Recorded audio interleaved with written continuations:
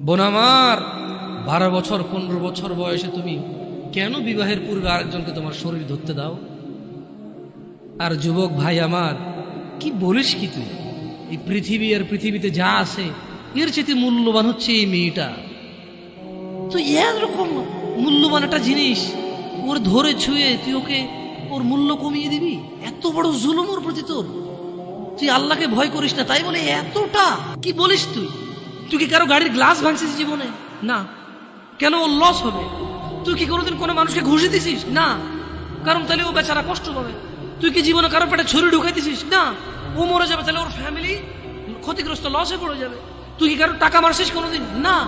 তাহলে ওর ফ্যামিলি টাকার কারণে কষ্ট পাবে। তাহলে তুই কেন তুই এত ছোট ছোট বিষয়গুলো খেয়াল রাখিস যে আরেকজনের লস হবে? তাহলে তুই এই মেয়েটার জীবনটাকে তুই কি করলি? তুই তুই পুরো পৃথিবী আর পৃথিবীতে যা আছে সবকিছু বিক্রি করলি।